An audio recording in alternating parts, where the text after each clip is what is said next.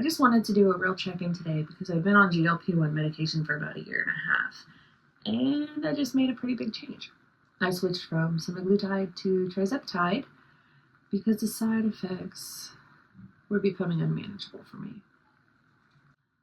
I don't hear enough people talking honestly about that part, so I just wanted to give you guys my experience. This is not medical advice, and I'm not saying do one or the other. This is just my experience.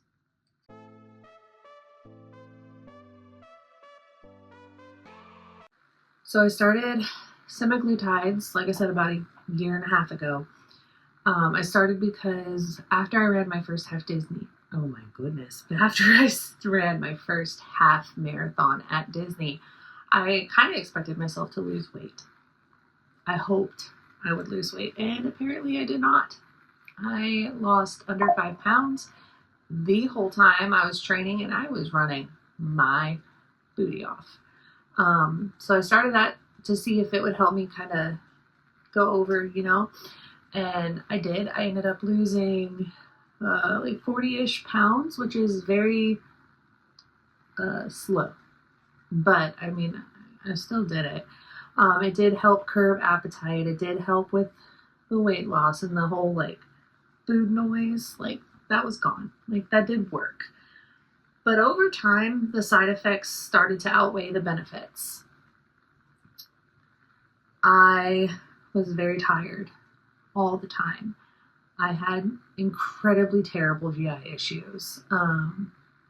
If you don't want to listen to that, fast forward for the next 10 seconds. But basically, every time I took the shot, I was on the toilet for 3 days. Like, it was disgusting. It was unbearable. It was not fun.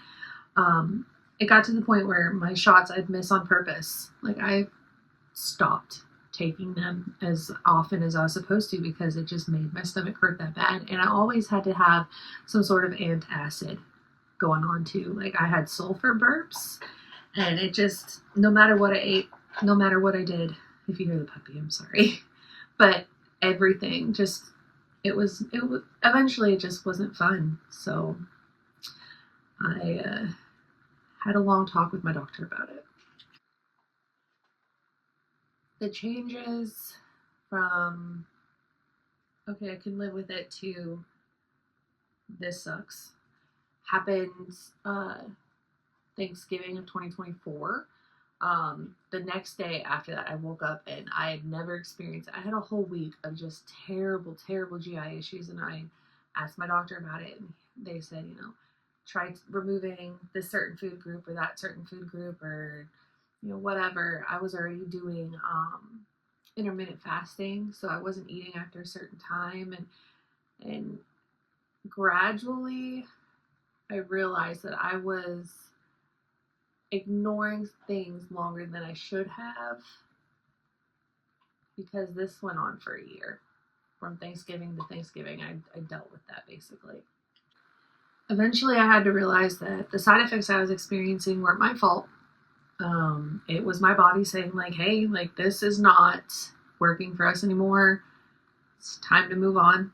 I hadn't changed any of my doses in like 8 months. So it wasn't that, it was just wasn't working anymore. So I asked my provider, hey, Tirzepatide, like give me the details.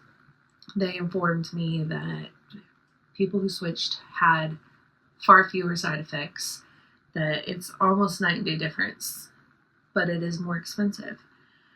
So I sat there, weighed the pros and cons, and I decided to give it a try. And if it doesn't work, it doesn't work, and I'll try to find a different solution for my problem. And so right about 2 weeks before Christmas, I made the switch. I wanted something to help me with more than just weight loss. I needed sustainability. I have not been running. I haven't, but I have been active. I do intend on working a little bit more as far as weights. That's foreign to me. I'm trying to figure out how to do that, but I am going to be doing that more often. I am probably going to get back into running. I have one of my kiddos that really wants to do a 5K. So I guess I'll try that again. We'll see. But I wanted to try something to help me, just help. Like, I don't know how to explain it. Like, I'm trying. Like, what I was doing wasn't working, so I needed help. So the first 2 weeks we did the lowest dose, and then the second 2 weeks we went up a dose because of the dosing that I was on, the difference between the Tirzepatide and the Semaglutide.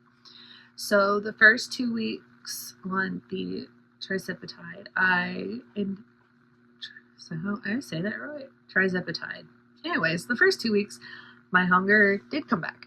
I did notice I had hunger cues, but I wasn't overeating. I was still I have a kid right there, so if you see movement, that's why. Anyways, I did notice the hunger coming back, but I didn't notice the urge to gorge on sugar or French fries or whatever else. And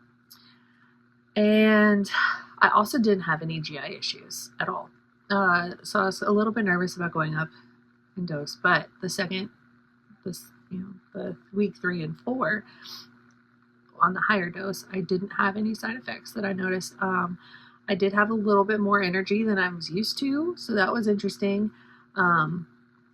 We also got a new puppy in that time frame, so my whole schedule was kind of like rearranged between potty training her and getting her into our family routine and whatnot. So that, I don't know if that played a part in it, the adrenaline of having a new family member, I don't know. But overall, I haven't experienced any negative side effects as far as the GI issues. I haven't had the nasty burps. I haven't had the nasty belly.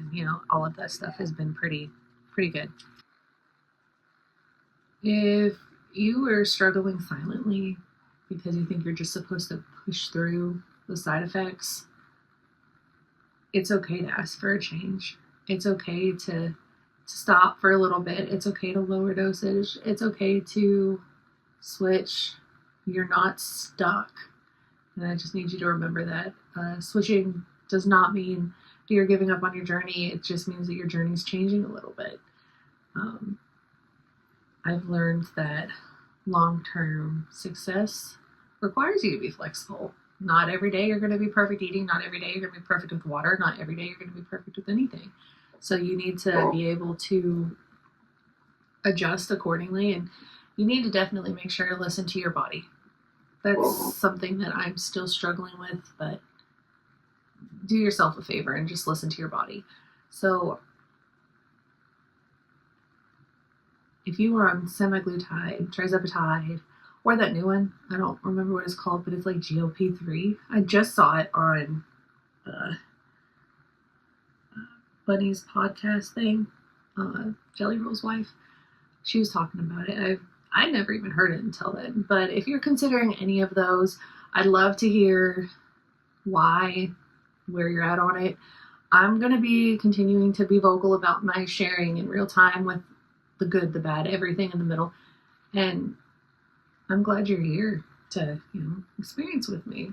I'll also just keep updating you guys as I go. Not every oh my goodness, not every video is going to be about GLP-1s. I have far more diversity than that. But this is a larger part of my story. And I don't like the